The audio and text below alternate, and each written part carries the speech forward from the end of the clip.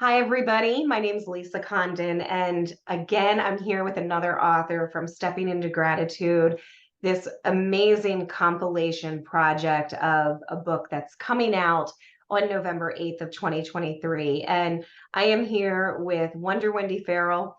And this is so wonderful for me because I've known Wendy a very, very long time. Used to be mistaken for sisters quite a bit. So this is going to be a really fun interview for me. Can't wait.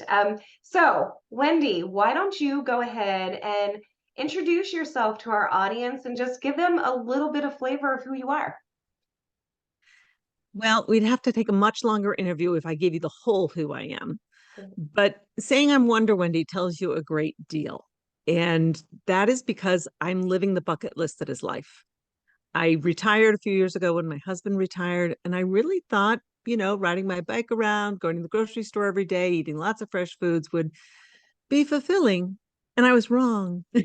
I needed to do a lot more. I guess I'm part border collie because I need to have a job. I need to be doing something. So right now, in addition to working on this book with you, I'm working on an art project that'll hopefully be going into a gallery soon. I do a little modeling on the side. I do some MC work on the side. Mostly if I have time for it and it contributes to my life, I say yes. And that's my big thing recently. I love it. I love it. I think that's great. And I think so many people need to take more time to say yes because you never know what you'll learn from it, what you'll experience from it. So good for you. That's really fantastic. So obviously that you have a lot going on just on the little snippet that you gave us. So what made you say yes to being a part of this project of stepping into gratitude? I've been really inspired by you, Lisa, watching your gratitude posts on social media and your conscious awareness of being grateful. Here, especially I think in America, but I'm sure it happens other places in the world, we are so blessed and yet we take it for granted. Mhm. So to see you being grateful for the little things and really exploring that instead of just letting it be is inspirational. So I wanted to be part of this project. Okay, wow. So didn't see that coming. Thank you for that. So I really appreciate that. And I do think that's part of why I wanted this project to begin with is really about spreading those seeds of gratitude out into the world because that's what's important. That's what's important. So at least to me.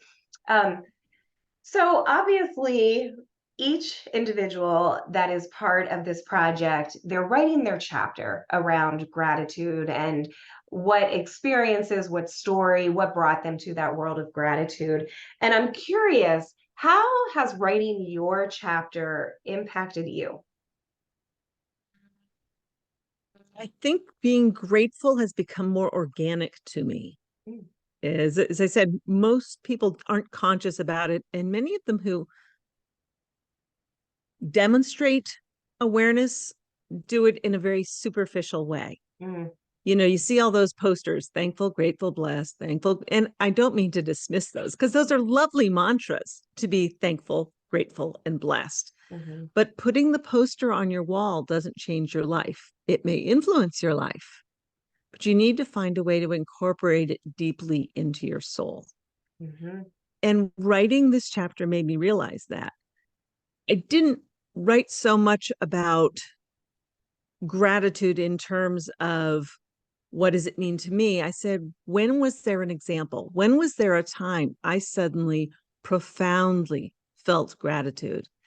And I took a deep dive into that basically week of my life that by the end of it, I was grateful to be alive. Mhm. And now my new goal for Thanksgiving is to not have any organs removed from my body. I think that's a good goal, Wendy.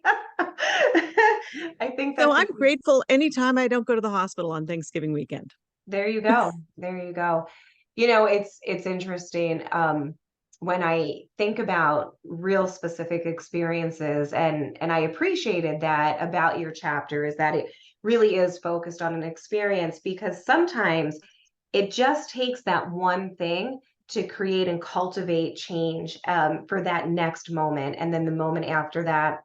And usually during some of my speaking gigs, I actually talk about a moment where an interaction with you has changed my life forever. And I don't know that I ever shared that with you, but This is news to me. yeah, so you hands down taught me that I did not need to be in competition with other women, that actually being friends with other women was incredibly powerful. And it was when you invited me to your I'm going to call it the VIP experience at Tootsie's when it was on College Street. And we were all in the back room, and I got to meet some of your friends of whom I didn't know prior. But it was in those moments that it literally changed my entire mindset. And I instantaneously stopped the competitiveness with other women and found the power. And that came from that experience, that moment. So, when I hear you talk about just that one experience and how it changed you, it's really true. One experience can truly change your entire life. So I love that. So we each got to share something. So that's kind of nice. So We have a little fan club for each other going I on here. love We it. should keep I that love rolling. it.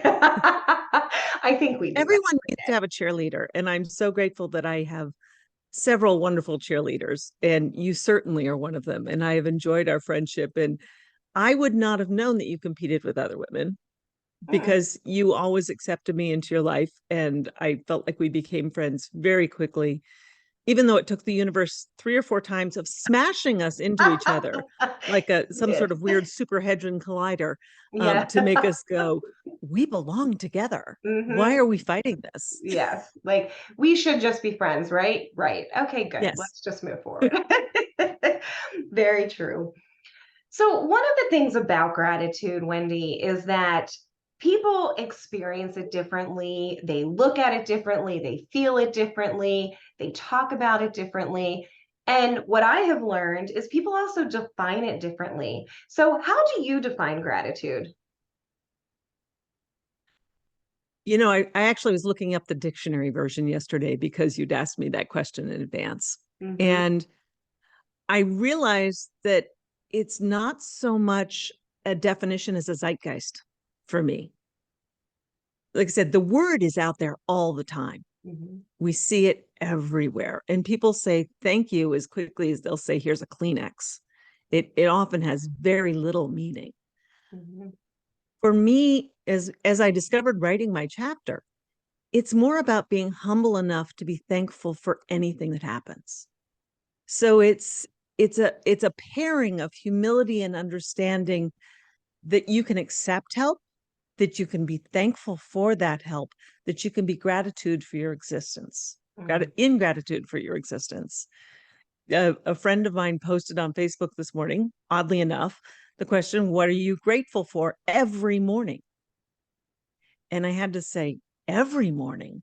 Ooh, is there anything I'm actually grateful for every morning? I've had mornings when coffee didn't taste good. So I can't be grateful for coffee every morning, even though I'm often very grateful to find the coffee pot. And my answer was the quail in my backyard, because those silly little birds, with the way they run and their funny little chirpy noises, it doesn't matter what mood I'm in. All of a sudden, I'm giggling at those stupid little birds. So I'm grateful for quail in my yard that make me smile. Hmm. And that is gratitude, being happy about the littlest things or the big things. It's not necessarily a big deal. Yesterday, we sold a car and we got a nice check for it. But do you know what got me really excited? I'm going to show you. It's a visual aid. Can you recognize this? It's a dime. Hmm. On my evening walk, as I was musing about gratitude, I found a dime on the ground. Free money. I had to do nothing but bend over and pick it up. That is gratitude. Excellent. Thank you. Thank you for that. And what I love about the quail is when I hear you say that, I love the fact that you notice the quail, and you look for the quail because it's ultimately going to bring you giggling and joy and just that spark of happiness that again in that moment it can change your coffee not tasting good to maybe it tastes just a little bit better because you really felt that joy through that laughter. I love it. I think it's great. So, along with that, and I think this kind of eases into the next question is how do you integrate gratitude into your daily life? Or do you? I, again, I'm still struggling with it being a conscious effort. I Hmm. think I do it, but it's not always sitting there and writing a gratitude list. Hmm. Sometimes it's putting aside thank you notes or pleasant letters so that I accidentally find them later. I often tuck them in a pile of things so I can find them later. I leave myself seeds of gratitude that can sprout later. Hmm. And I also have a wonderful yoga instructor who frequently says happiness is not a destination. Happiness is the attitude with which you travel. And for me, that is my gratitude practice. Just being, okay, so guess what? This isn't the situation I planned. It's raining. It's supposed to be a lovely outdoor event. Can I enjoy dancing in the rain? Hmm. Can I be grateful that I know the mountainside is going to be greener tomorrow because I live in the desert? So the mountain often looks very gray or red, depending on the color of the light. But when we've had a rainstorm, like we had last night, which was terrifying rainstorm, by the way, but that's another story. I know within a couple days that mountain will have a tinge of green, which is very unusual. And so that windstorm, that rainstorm may have scared me last night, but at the same time, I could be grateful for knowing the green that would appear over the next few days. Mm. Hmm. I love that.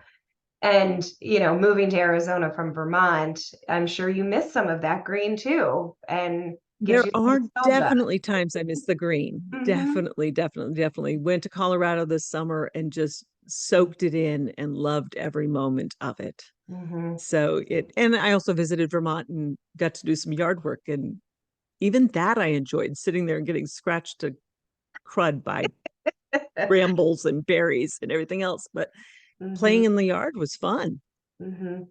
But I also love too, like that conscious conversation almost that you have with yourself of, wow, we're having this rainstorm. It's incredibly frightening. And you have a choice, right, of how you take in that experience. And, one choice could be sitting in that fear.